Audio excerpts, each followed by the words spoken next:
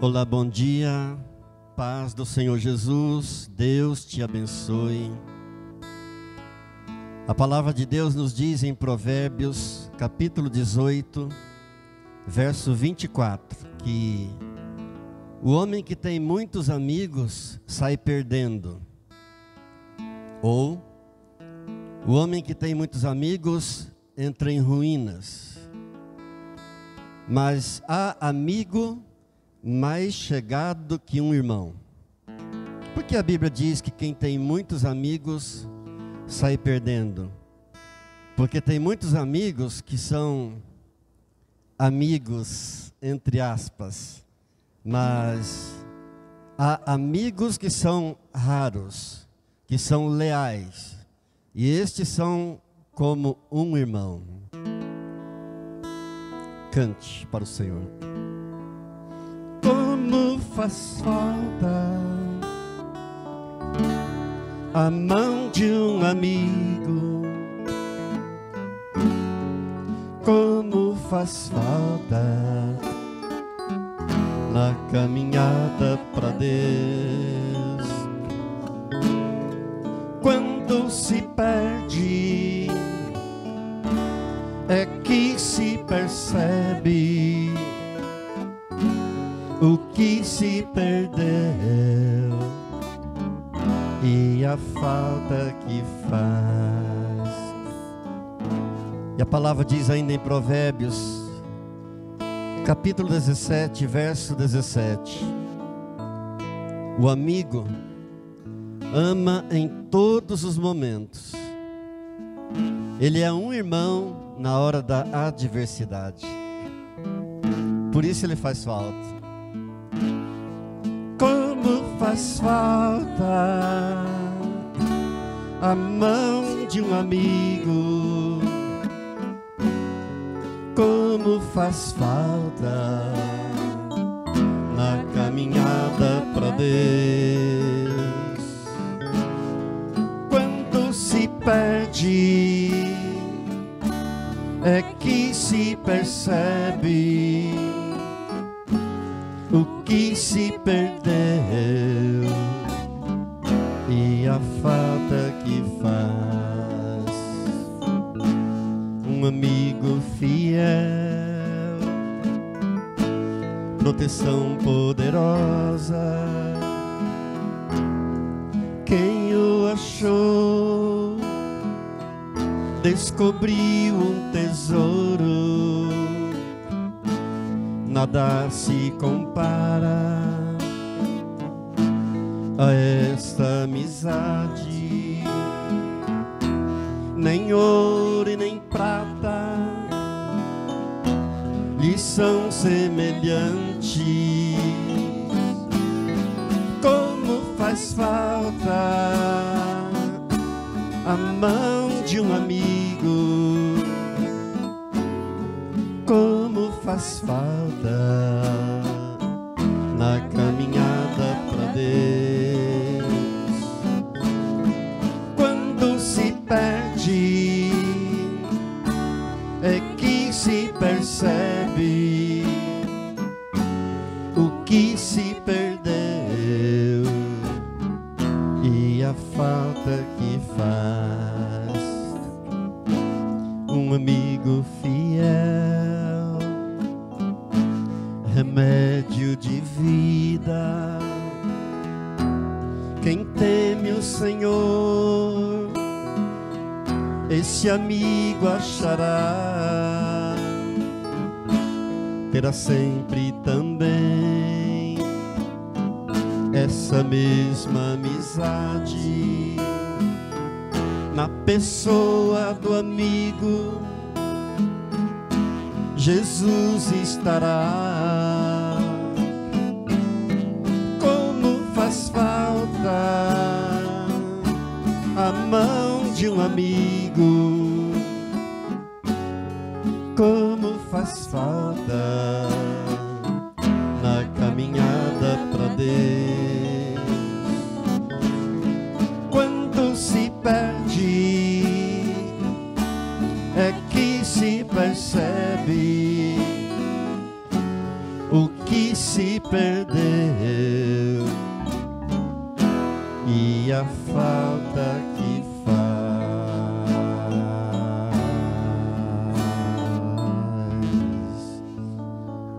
Glórias a ti, Senhor Jesus. Tu és o verdadeiro amigo, o amigo mais leal, mais íntimo, companheiro. Tu és o amado da nossa alma. A ti damos toda a glória, todo louvor, toda a adoração. Graças te damos. Louvado seja o teu nome. Amém. Aleluia. Shalom para todos. Gostaria de convidar você a abrir a sua Bíblia no livro do profeta Abacuque. Abacuque, no capítulo de número 3. E nós vamos ler dos versos 17 e seguintes. Abacuque, capítulo 3, verso 17. Ainda que a figueira não floresça e não haja fruto na vide, e o produto da oliveira minta, e os campos não produzam mantimento, e as ovelhas sejam arrebatadas do aprisco, e nos currais não haja gado. Todavia, eu me alegro no Senhor, exulto no Deus da minha salvação. O Senhor Deus é a minha fortaleza, e faz os meus pés como os da corça, e me faz andar altaneiramente.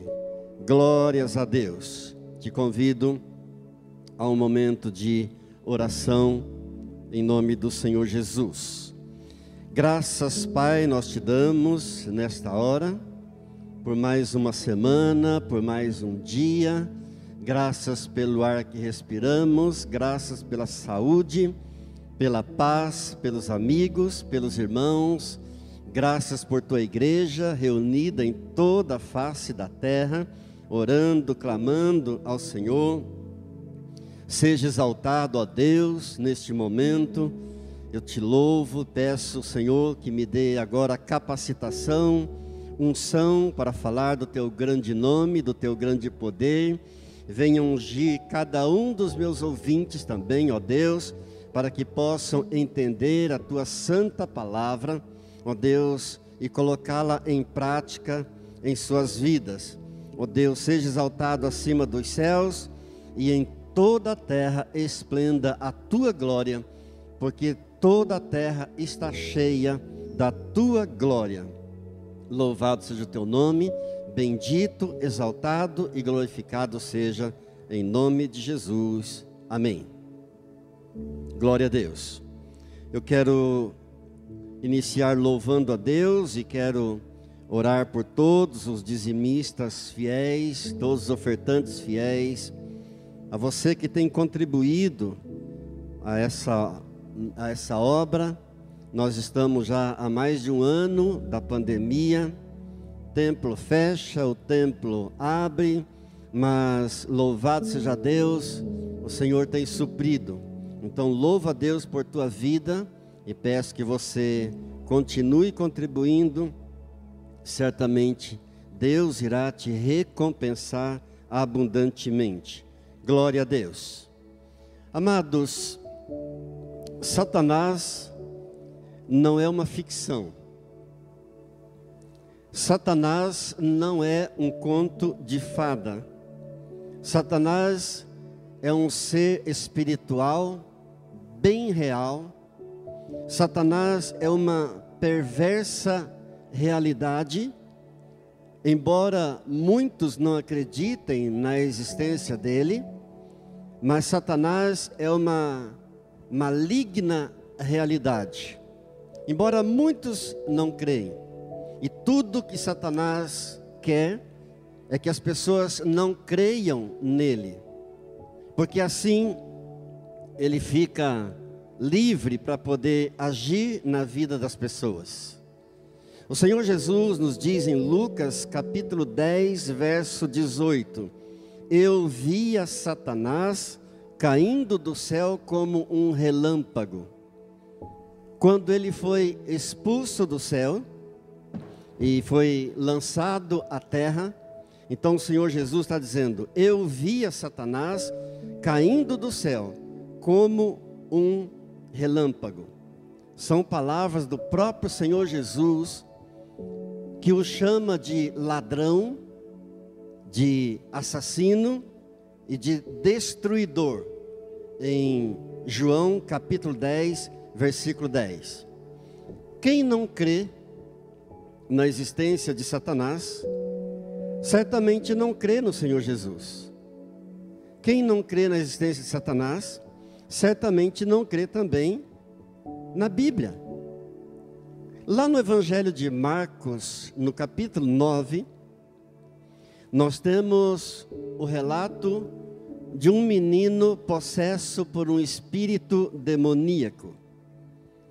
E aquele demônio jogava aquele menino por terra, outras vezes jogava no fogo, outras vezes jogava na água. Aquele demônio fazia aquele menino rilhar os dentes e espumar.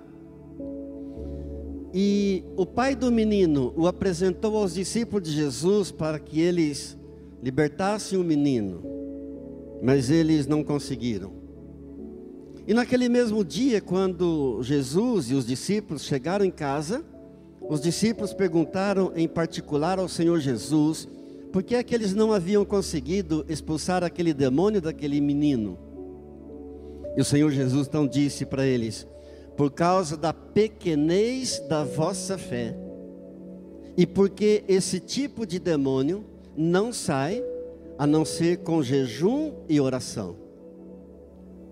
Então Satanás, ele influencia o mundo hoje, com mãos de ferro. E tudo que ele quer é que as pessoas não acreditem nele, para que então ele possa agir com toda a liberdade. Jesus o chamou de o príncipe do mundo. Lá no Evangelho de João, no capítulo 14, no verso 30, Jesus disse: aí vem o príncipe do mundo, mas ele nada tem em mim. Lá em Efésios, no capítulo 6, o apóstolo Paulo o chama de príncipe das potestades do ar. Um príncipe não é qualquer coisa. Um príncipe é um soberano. Então a Bíblia está dizendo que ele é o soberano do presente mundo. Lá no livro de Apocalipse, no capítulo 12 e no verso 9, ele é chamado de o grande dragão, a antiga serpente, que se chama Diabo e Satanás, o sedutor de todo o mundo. Amados, o mundo pós-moderno, com todos os avanços tecnológicos, na era digital, com todos os avanços do meio de comunicação, com todos os avanços da ciência e da medicina, o mundo está deixando de lado os rudimentos deste livro. Lamentavelmente, o mundo tem deixado os ensinos bíblicos de lado. E como resultado disso, os crimes têm se multiplicado. As drogas têm se multiplicado. A corrupção tem se multiplicado. As doenças têm se multiplicado. Deus, o Senhor tem no Brasil um povo que tem orado ao Senhor. Deus, o Senhor tem um povo aqui no Brasil que tem clamado ao Senhor. O Senhor tem um povo aqui no Brasil que tem se agarrado na maravilhosa promessa de 2 Crônicas, capítulo 7, verso 14, que se o meu povo que se chama pelo meu nome se humilhar e orar e me buscar e se converter dos seus maus caminhos, então eu ouvirei dos céus, eu perdoarei os seus pecados, eu sararei a sua terra. Deus tem misericórdia do Brasil, olha para nós com teu olhar de misericórdia. Cura esta nação, ó Pai, em nome de Jesus. Amados, assim como Israel rejeitou o Senhor Jesus no passado, hoje as nações continuam rejeitando o Senhor Jesus. E este é um dos maiores sinais da volta iminente do Senhor Jesus ao mundo. Há mais ou menos 4.000 anos atrás, Deus deu uma ordem a Moisés que fosse ao Egito, a nação mais poderosa da época, e que ele procurasse lá o homem mais poderoso do mundo na época, o faraó do Egito. E é difícil nós entendermos a complexidade desta ordem de Deus. Mas o que estava em jogo ali era o poder das trevas contra o poder da luz. O que estava em jogo ali era o poder das trevas contra a glória do Senhor Jesus Cristo. E Deus disse então, está escrito em Êxodo, no capítulo 12, no verso 3, cada um tomará para si um cordeiro. Essa foi a ordem de Deus, que cada um tomasse um cordeiro. O cordeiro é um dos animais mais sensíveis do mundo. Se você quiser sacrificar um bezerro, terá que ser pela força. Mas se você quiser sacrificar um cordeiro, você verá que ele vai livremente. Ele vai voluntariamente. Foi um cordeiro que Abel ofereceu a Deus como oferta, e isso causou grande ódio no coração de Caim, seu irmão, porque Deus aceitou a oferta de Abel, o cordeiro, a ponto de Caim matar o seu irmão Abel. Foi um cordeiro que Deus proveu para Abraão, lá no Monte Moriá, para ser sacrificado em lugar de Isaque, o seu filho. Foi um cordeiro que Deus mandou tomar na Páscoa. Um cordeiro para cada casa. Por que um cordeiro? Há 2.000 anos atrás, foi o Cordeiro de Deus que foi enviado a esse mundo para nos salvar, para nos resgatar do império das trevas, para nos libertar das garras de Satanás e nos transportar para o reino de luz, de amor e de paz de nosso grande Deus e Pai. Diga: louvado seja o Senhor. Graças a Deus. Amados, o homem é dominado por Satanás. E somente o Cordeiro pode comprá-lo. O homem é dominado por Satanás. E somente o Cordeiro pode resgatá-lo das garras do maligno. Glórias a Deus. Você sabia que toda pessoa que nasce neste mundo, ela já nasce condenada às chamas eternas do inferno? Você sabia que toda pessoa que nasce aqui já nasce condenada ao fogo eterno do inferno?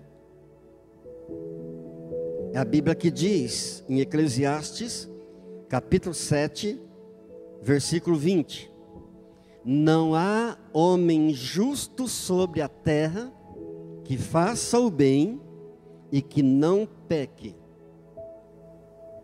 Não há um homem justo sobre a terra que faça o bem e que não peque.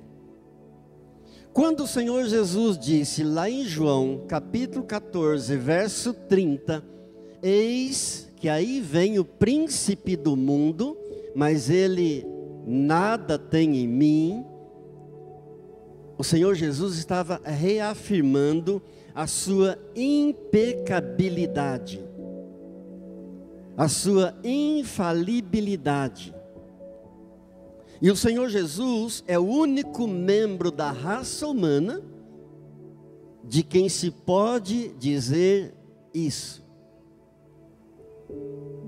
É o único membro da raça humana que pode se afirmar a sua impecabilidade. Jamais pecou. Jamais transgrediu um ponto sequer da lei.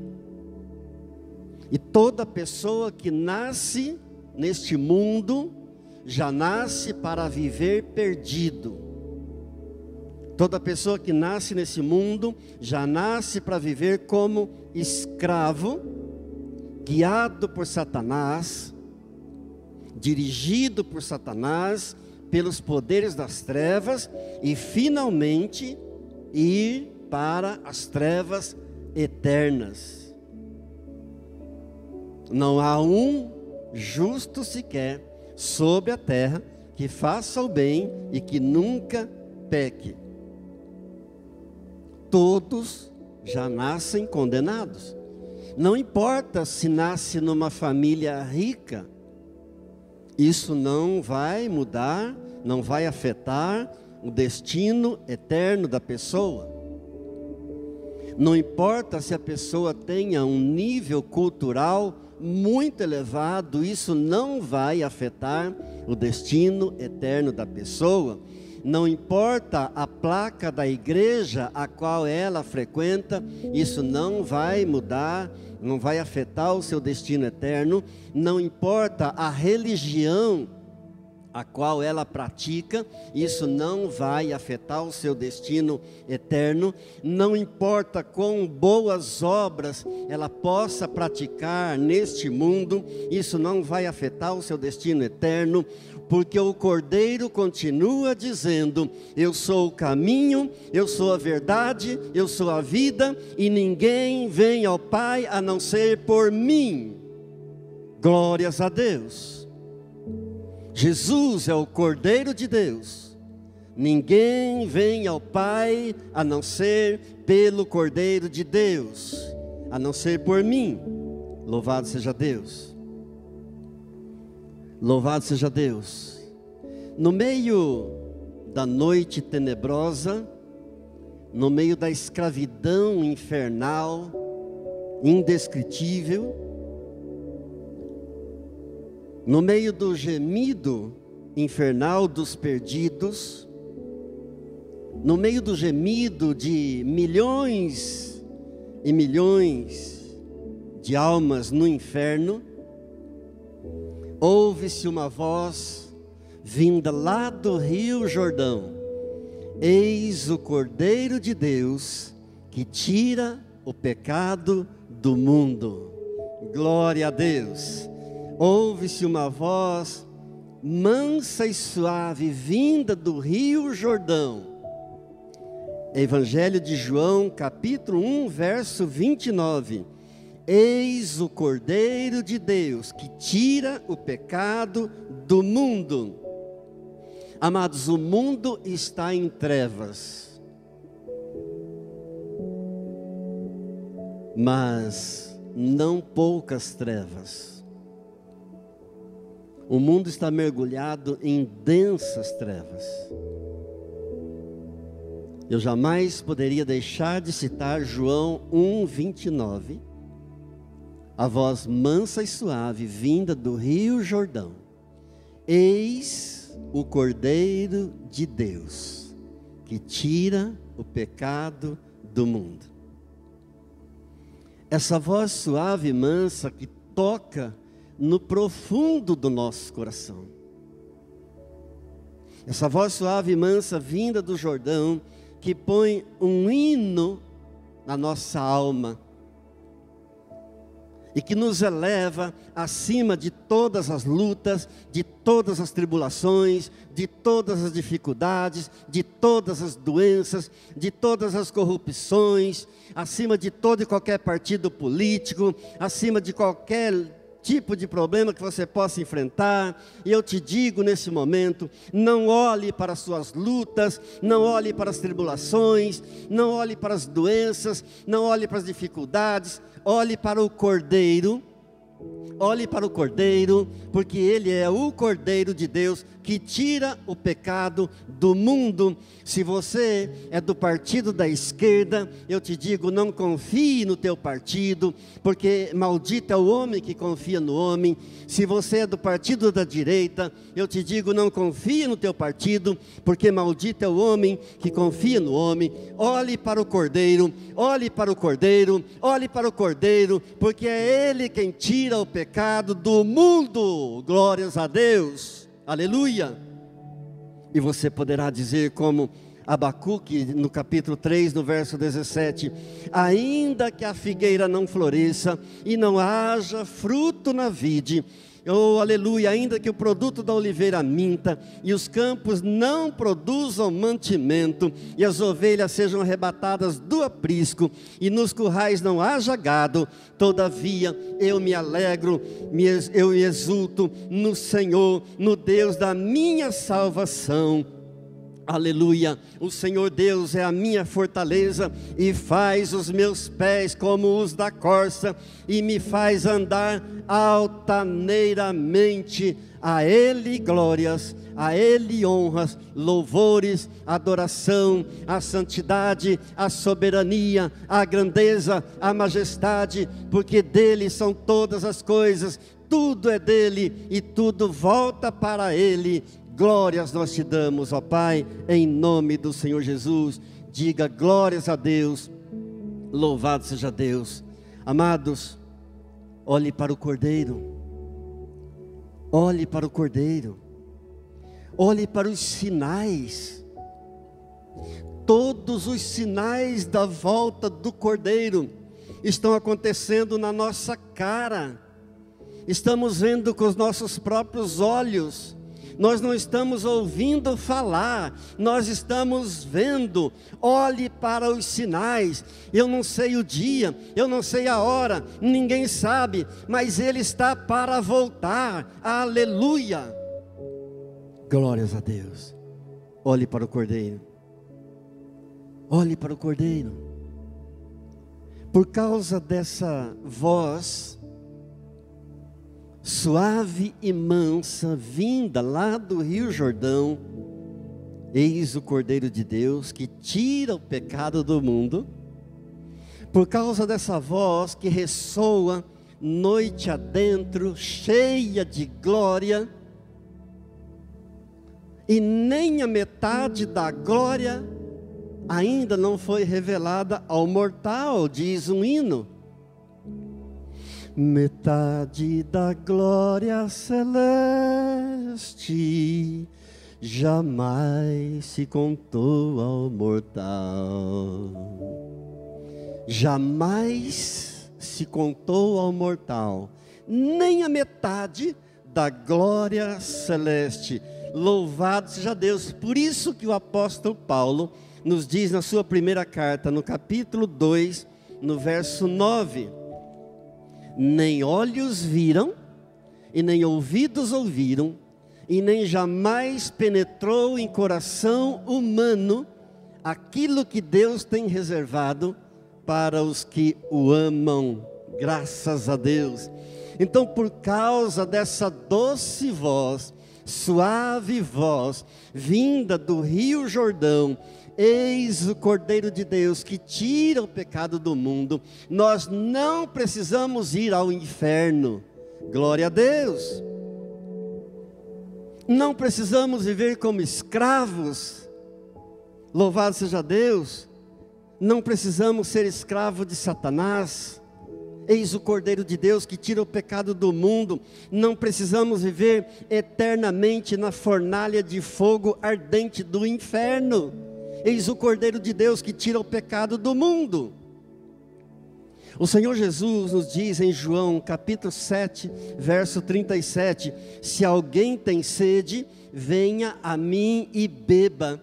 Se alguém tem sede, venha a mim e beba. Ele tem a água da vida, Ele é a própria vida, Ele é a própria água da vida.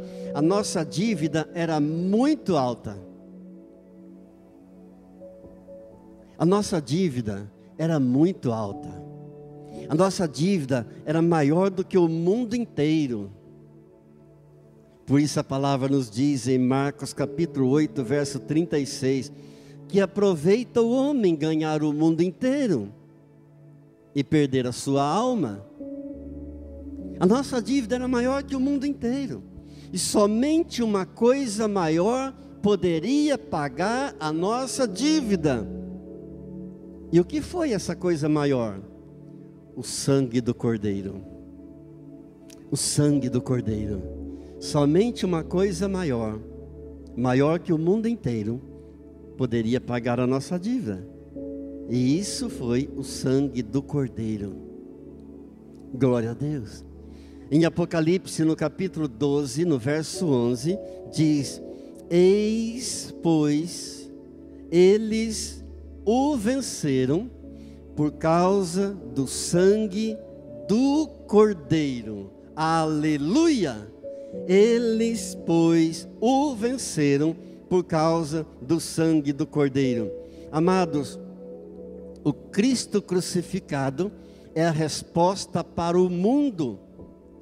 Por isso Paulo disse, nós pregamos a Cristo e Cristo crucificado, porque o Cristo crucificado, o Cristo que foi morto, mas ele não ficou morto, ele ressuscitou ao terceiro dia, ele é a resposta para o mundo inteiro.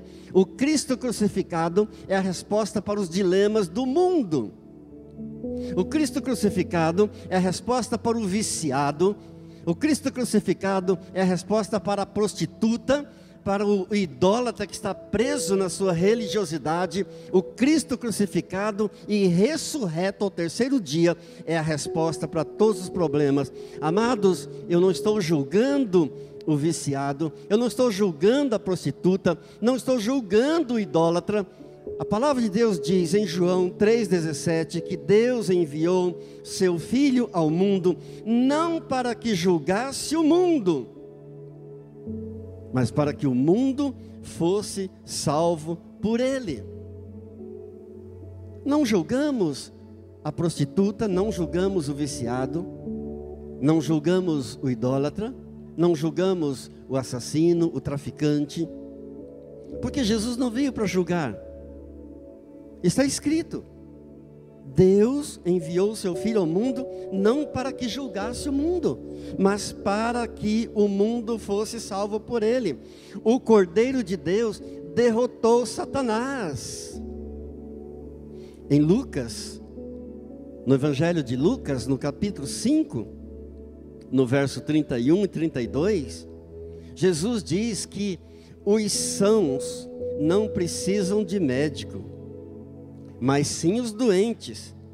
Não vim chamar justos, e sim pecadores ao arrependimento. Olhe para o Cordeiro. Olhe para o Cordeiro de Deus que tira o pecado do mundo. Volte-se para o Cordeiro. Aleluia, glórias a Deus. Nós estamos muito errados quando nós olhamos para o mundo e dizemos assim, ainda bem que não somos como eles. Quando fazemos isso, cometemos um pecado horrível. O Senhor Jesus conta-nos uma parábola, no Evangelho de Lucas, no capítulo 18, a parábola do fariseu e o publicano. Ambos subiram ao templo para orar. E o fariseu, de pé, orava de si para si, dizendo: Ó Deus, te dou graças porque eu não sou como os outros homens, ladrões, injustos, adúlteros. Eu jejuo 2 vezes por semana, eu dou o meu dízimo de tudo. O publicano, por sua vez, ali cabisbaixo, nem sequer erguia os olhos aos céus, mas batia no peito e dizia: ó Deus, sê propício a mim, porque sou pecador. Aleluia. Ó Deus, sê propício a mim, que sou pecador. E o texto termina dizendo que aquele publicano voltou para casa justificado, mas o fariseu saiu dali condenado, porque todo aquele que se exalta será humilhado, mas todo aquele que se humilha será exaltado. Glórias ao Cordeiro, glórias ao que vive, aleluia. Amados, o Senhor Jesus nos diz em Mateus capítulo 21, verso 31, é o momento em que o Senhor Jesus estava no templo ensinando, e Ele disse ali aos principais sacerdotes que estavam ali ouvindo a Ele, os principais sacerdotes e os anciãos do povo, Jesus disse: olha, publicanos e meretrizes vos precedem no reino de Deus. O que o Senhor Jesus quis dizer com isso? Publicanos e meretrizes vos precedem no reino de Deus. Ele está dizendo que um corrupto pode se arrepender a qualquer momento e ir para a glória. Uma prostituta pode se arrepender a qualquer momento e ir para a glória celeste. Enquanto que um religioso, se não se arrepender dos seus pecados, estará condenado ao fogo eterno do inferno. Diga: Senhor, me ajude. Diga: Senhor, tenha misericórdia da minha vida.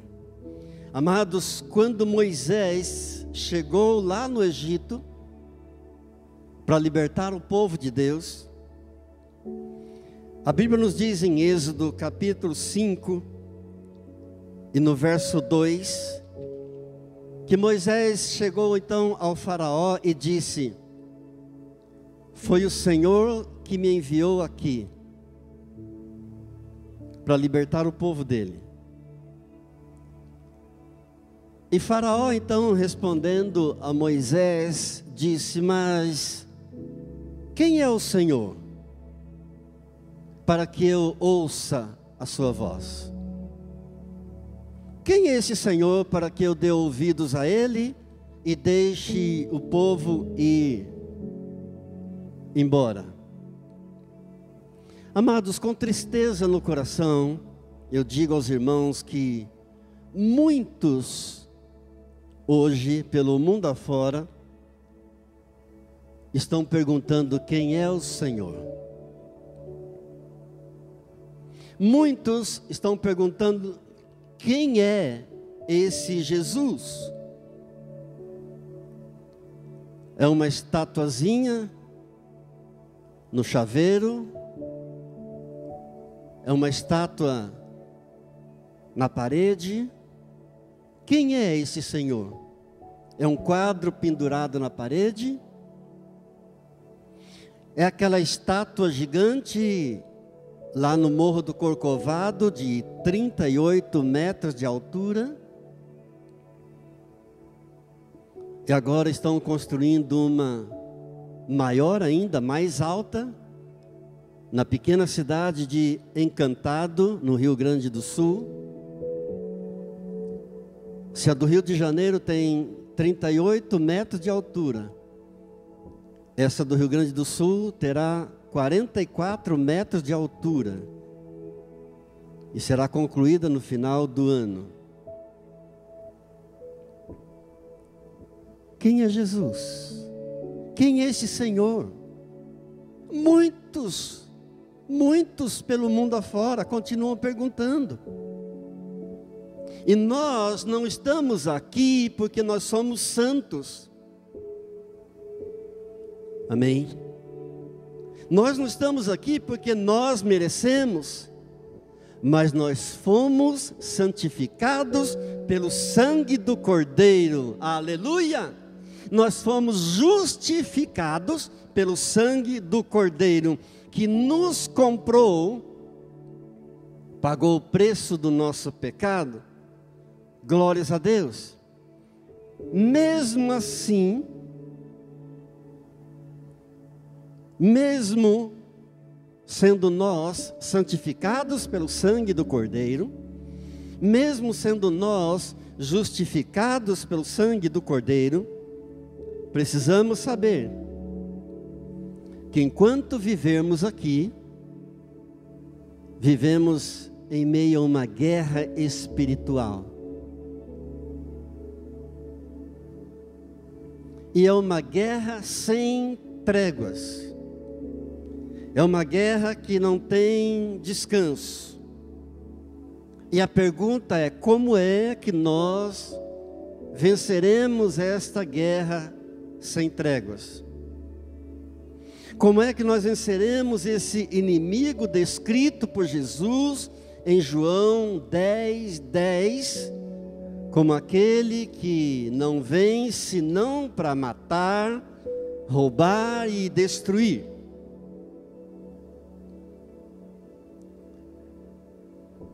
Deus deu uma ordem meio estranha a Moisés no Egito. Lá em Êxodo, no livro de Êxodo, no capítulo 12, Deus disse: matem o cordeiro. Mas não apenas matem o cordeiro, comam da carne do cordeiro. E alguém poderia perguntar: mas o que é que poderia fazer um cordeiro morto? Jesus nos diz no Evangelho de João, capítulo 6, no verso 53: em verdade vos digo, se não comerdes a carne do Filho do Homem e não beberdes o seu sangue, não tendes vida em vós mesmos. Aleluia! O que é que o Senhor Jesus está dizendo com isso? Se você não comer a carne do cordeiro, se você não beber o sangue do cordeiro, não tem vida em você. O que o Senhor Jesus está dizendo é o seguinte: que quando você recebe os elementos da Santa Ceia do Senhor, você não apenas está recebendo o homem bom Jesus Cristo. Aleluia! Aleluia! Quando você recebe o pão e o vinho, quando você come do pão e você bebe do vinho na Santa Ceia do Senhor, você não apenas está recebendo o grande profeta Jesus Cristo, você não apenas está recebendo o operador de milagres Jesus Cristo, mas você está recebendo tudo o que Ele é. Todas as vezes que você receber dos elementos da Santa Ceia do Senhor, você estará recebendo tudo o que Ele é. Louvado seja Deus! Ele é o Cordeiro de Deus que foi morto e que venceu a Satanás. João foi arrebatado ao céu, lá na ilha de Patmos. E quando João foi arrebatado ao céu, na ilha de Patmos, ele diz em Apocalipse, no capítulo 5, no verso 6: eu vi o Cordeiro como tendo sido morto.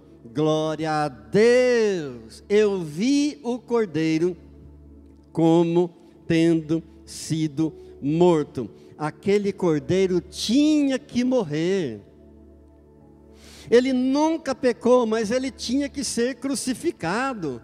Aquele cordeiro tinha que derramar o seu sangue para me comprar, para te comprar, para que você hoje fosse livre de toda e qualquer escravidão de Satanás, para que você hoje fosse livre do fogo eterno, das chamas eternas do inferno, para que você pudesse hoje ter a certeza, a plena convicção da tua salvação, garantida pelo Cordeiro de Deus, pelo sangue do Cordeiro que foi derramado na cruz do Calvário.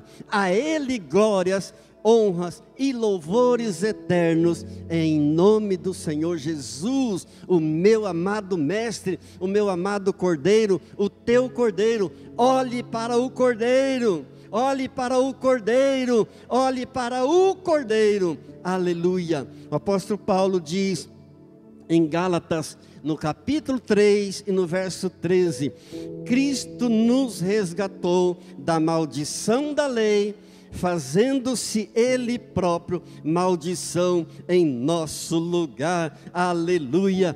Cristo nos resgatou da maldição da lei, fazendo-se Ele próprio maldição em nosso lugar. Ele nunca pecou, mas Ele tinha que morrer, aleluia. O seu sangue comprou a nossa justiça, o seu sangue comprou a nossa salvação, glórias a Deus, para que nós nos tornássemos um com Ele, para que nós nos tornássemos a sua justiça, glórias a Deus, para que nós nos tornássemos a justiça de Deus, nele, em Cristo Jesus. Ele comprou a nossa santificação, Ele nos encheu do Espírito Santo, Ele comprou a nossa redenção, Ele comprou a nossa reconciliação, Ele comprou a nossa salvação, aleluia, glórias a Deus. Quando eu vir o sangue, Deus disse, quando eu vir o sangue do Cordeiro, olhe para o Cordeiro, olhe para o sangue do Cordeiro, graças a Deus, graças a Deus. Louvado seja Deus. Amados, o pobre do alcoólatra não consegue sair do vício sozinho, a não ser pelo Cordeiro. O pobre do viciado não consegue deixar o vício das drogas, a não ser pelo Cordeiro. A prostituta não consegue sair da prostituição, senão pelo Cordeiro. Glórias a Deus. O religioso não consegue quebrar as correntes da religiosidade, da idolatria, somente pelo Cordeiro de Deus, somente o sangue do Cordeiro. Glórias a Deus, louvado seja Deus. Vamos orar a Ele. Ore para o Cordeiro, olhe para o Cordeiro, ore a Ele nesta hora, adore o Cordeiro. Senhor Jesus, nós te louvamos nessa hora, nós te bendizemos por teu sangue. Tu és o Cordeiro de Deus, Tu és aquele que vive para sempre, aleluia. Tu és o Cordeiro que foi morto em nosso lugar, bendito seja o teu nome. Jesus, Tu és o mais belo entre milhares. Jesus, Teu nome é Emanuel, Deus conosco. Jesus, Tu és maravilhoso conselheiro, Deus forte. Tu és Pai da eternidade, Tu és príncipe da paz. A Ti rendemos toda a glória, todo louvor, toda a nossa gratidão, toda a nossa adoração.